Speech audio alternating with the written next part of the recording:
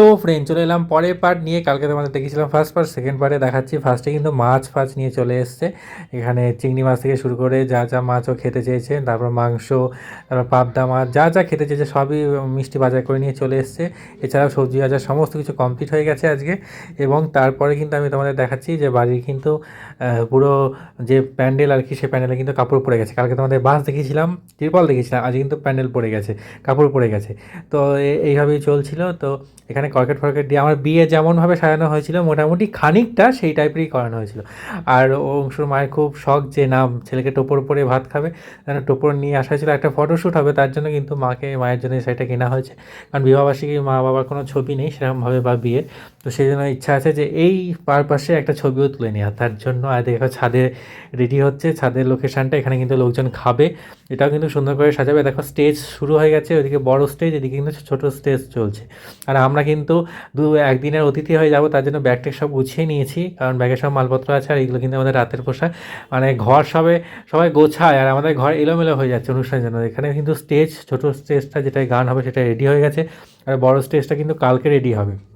তো তার জন্য সমস্ত জিনিসপত্র চলে এসছে। লাইটের লোকজন সারাদিন ধরে কাজ করেছে, আজকে প্রচুর মালটাল লাগিয়েছে অনেক কিছু, যে একটা বিশাল কিছু। এখানে কিন্তু রান্নাবান্না হবে, সকাল থেকে শুরু হয়ে যাবে সমস্ত কিছু তোড়জোড়।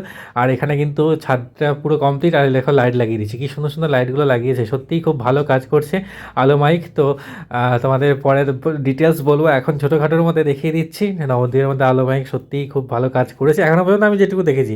বাকিটা ডিটেলসটা স্টেজটা হওয়ার পরে দেবো, কারণ স্টেজটার কাজটা তো হচ্ছে। আর এখানে কিন্তু স্টোর হবে, তো স্টোরের জন্য জায়গাটা কিন্তু সব ঘেরা হয়ে গেছে, একটু ফাঁকা আছে, ওখান থেকে কিন্তু হনুমান আজকে ঢুকে আমাদের সমস্ত কিছু খেয়ে নিয়েছে। তো যাই হোক, তারপরে রাত্রিবেলা চলে গেছিলাম শুভঙ্কর দাদের কালী পুজোতে। তো নিমন্ত্রণ করেছিলাম, আমি আর অংশু চলে গেছিলাম ওখানে। ফার্স্টে কিন্তু খেয়ে নিলাম কফি, তারপরে মা কালীকে দেখলাম। তো মায়ের রূপ তো অসাধারণ রূপ। এখানে কিন্তু শুভঙ্কর দার মেয়ে আর কি নাচ করছিল, ও কিন্তু ওয়েস্ট বেঙ্গলে সার্টিফিকেটও পেয়েছে, খুব ভালো নাচ করে। তো বাইরে থেকে অনেক অফার টফার আসেও কিন্তু নাচ করতে যায়। আর এখানে দেখো এরকমই কিন্তু কিছুটা সাজাবে, এই ঝাড়টা কিন্তু নিয়ে এসছে, এই ঝাড়টা কালকে আমার বাড়িতেও দেখতে হবে। আর এই হচ্ছে শুভঙ্কর, আজকে খুব ব্যস্ততম মানুষ। শুভঙ্কর দার সাথে আমি একটা ভিডিও করবো, সেই সময়টা পর্যন্ত পাইনি। তো যাই হোক, খুব ভালো লাগলো শুভঙ্কর দার বাড়িতে গিয়ে, এবং পুজোতে অ্যাটেন্ড করতে পেরে। তারপর কিন্তু আমরা খেতে বসে গেছিলাম।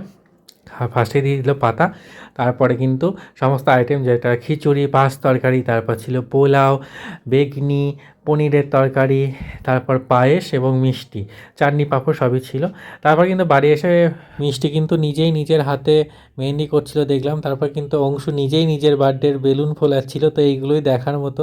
তো কালকে আরও অনেক কিছু দেখাবো, আজকের মতো টাটা, আবার নেক্সটে দেখা হচ্ছে।